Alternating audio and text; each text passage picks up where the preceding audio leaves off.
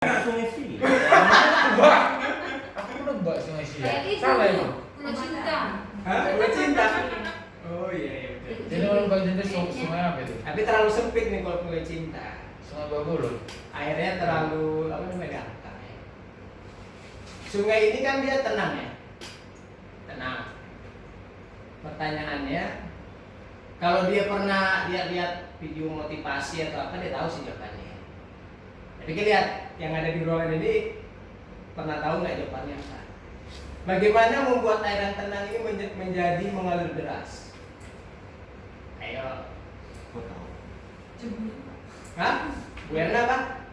Gimana menjadi air ini menjadi deras? Cembung. Hah? Enggak, lompat aja kayak. Oh, lompat kayak. Ya, Bu Epi gimana caranya nih supaya menjadi deras? Iya udah mati. Hidayun. Hah? Hidayun. Apa tidak? Oke, nggak apa-apa. Pak Ilham, gimana cara membuat air jadi deras? Dibom. Apa? Hah? Gimana Pak Ilham? Caranya membuat air deras?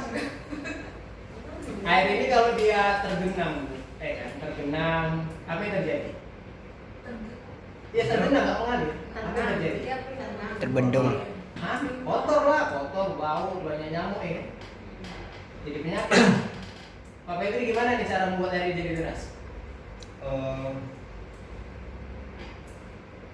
2, 3, 4, 5, lewat. Buas nih. Buka pelan pintunya, Pak. Pak, nggak ada pintu di sini.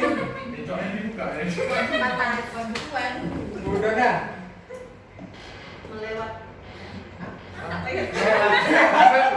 Ya, Pak Edi. Ya, kalau sebenarnya Pak, sungai ini tunggu. Biar orang. Dengarkan dulu pendapat orang. Enggak semua tenang sih, Pak. Enggak sih, kan sungai ini tenang.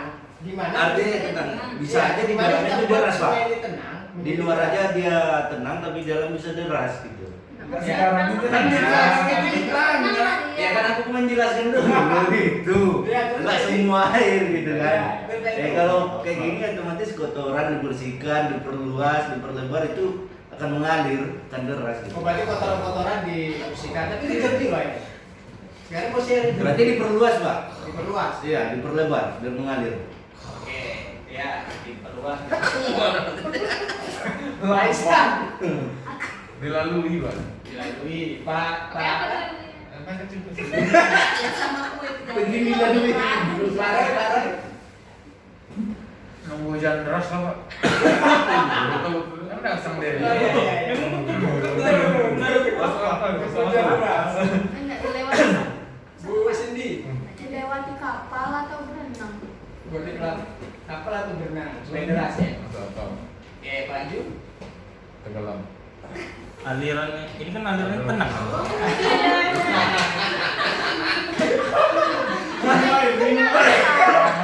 Gimana? Itu Pak pertanyaan gimana membuat aliran itu supaya deras? Sumber air.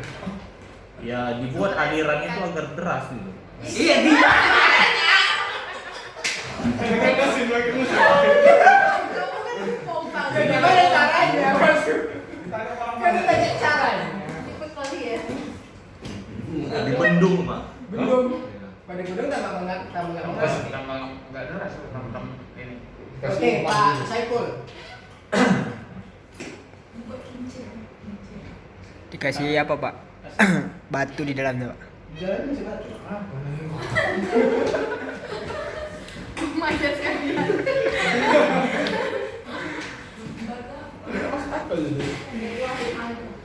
Ya.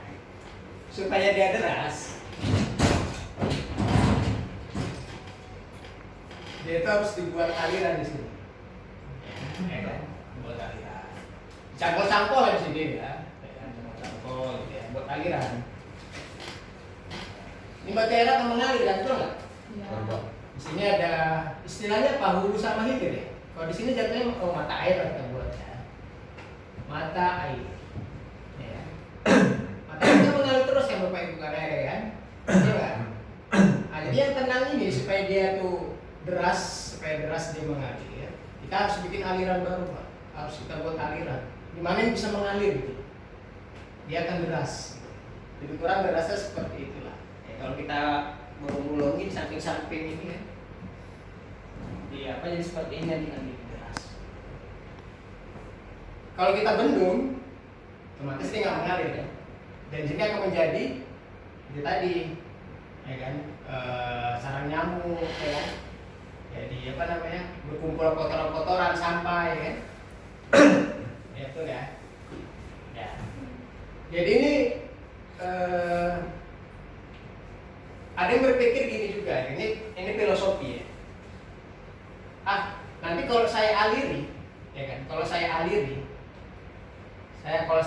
nih, saya tidak akan dapat air. Misalnya posisinya dia di sini ya, saya tidak akan dapat air. Kalau saya alirkan, kalau dia punya filosofi seperti itu, berarti dia tidak percaya kepada mata air kan? Betul nggak? Berarti dia tidak percaya kepada mata air. Kalau dia punya filosofi, kalau dia membagi, kalau dia mengaliri, ya kan, dia tidak akan mendapatkan air lagi. Ya.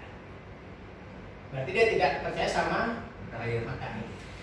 Nah, jadi ini prinsipnya dengan konsep menambah kekayaan bisa juga, ya kan? Begitu dengan konsep bersedekah, ini kan berbagi lagi bersedekah ya, bisa juga yang kita masukkan ke sini. Ya, kalau kita kita dengan konsep rezeki, gimana rezeki itu bisa mengalir deras? Tadi kan pertama dia tenang nih, supaya dia mengalir deras itu gimana? Ya kita harus berbagi. Kalau ini kita nggak berbagi, berarti kita nggak percaya sama Tuhan kan? Kita nggak percaya bahwa Tuhan akan mengasih rezeki kita. Jadi prinsipnya kalau kita mau rezeki kita itu luas, deras, ya kan? Kita harus ini buat aliran, berbagi gitu. Ya kan? Walaupun ya sekarang kita dicoba Bapak Ibu kan, dengan kita penghasilan segini, kita bisa nggak berbagi kan gitu kan? Nah kalau dengan segitu aja, dengan penghasilan segitu kita nggak bisa mengatur untuk berbagi, ya rezeki kita gini-gini aja, tenang dia, tenang aja. Tapi kalau mau deras gimana? Bagi lah, ya. Inisiatif kayak apa gitu kan? Belikan beras 1 karung, pergi ke panti asuhan, gitu, ya kan? Atau kasih orang tua misalnya kan? Entah 100.000, 200.000, 300.000, kalau belum keluarga ya, kalau mau lebih banyak ya bagus, ya kan? Ini adalah konsep dari menderaskan rezeki itu, ya dari filosofi dari apa tadi ya, air ya. Begitu kalau padilah sedekah, ya padilah sedekah. Kalau Bapak Ibu nanti lihat itu di Google ya, Bapak Ibu cari ya. Ini kan ada nih.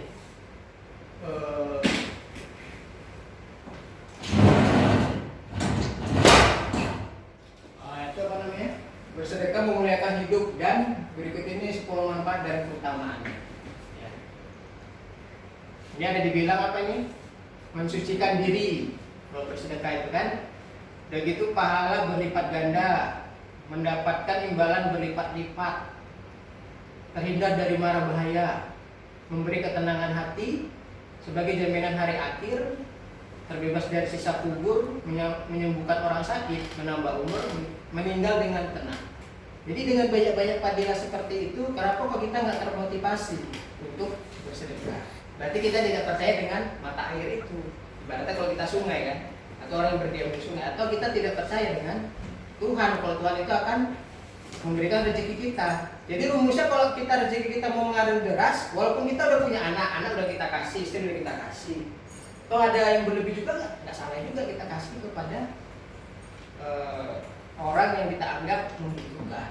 Itu konsepnya. Ya kalau misalnya kita dari sekarang ini belajar seperti itu, ya saya yakin Bapak Ibu akan jadi orang-orang sukses berikutnya. Ya. Karena contohnya udah banyak. Saya cuma sharing dan coba mempraktekkan. Ya. Kalau di salah satu ajaran ya, setiap pagi itu malaikat turun ke dunia. Salah satu ajaran pagi dia satu berdoa kepada orang yang bersedekah. Malaikat itu berdoa kepada orang yang bersedekah. Satu lagi juga dia berdoa kepada orang yang tidak bersedekah. Gimana dia hidupnya sempit, gelisah segala macam gitu. Yang mau sedekah doa itu setiap hari. Nah, jadi kalau mungkin ya kalau orang yang berusaha dia ke masjid, ada tuh saya lihat gitu kan. Saya pertama belum ngerti sih kenapa kok saya lihat ibu ini setiap mau masuk, ya kan, dia selalu mendekati kotak itu, ya. Setiap pagi saya lihat, supaya dia ngambil pembelajaran itu, supaya dia didoakan oleh malaikat. Itu satu. Yang kedua, kita, ya kan, walaupun saya belum pernah mati ya, tapi kan ini kita belajar dari cerita-cerita yang terdahulu lah ya. Kalau dalam apa itu hadis-hadis apa yang menyatakan bahwa orang itu setelah dia orang yang telah dikubur ya, setelah meninggal, dia itu yang pertama kali kalau dia mau dikembalikan ke dunia itu dia mau sedekah dia. Jadi mau kembali ke dunia tuh di apa namanya di bela-bela dia mau sedekah. Ya. Stop aja. Halo Pak.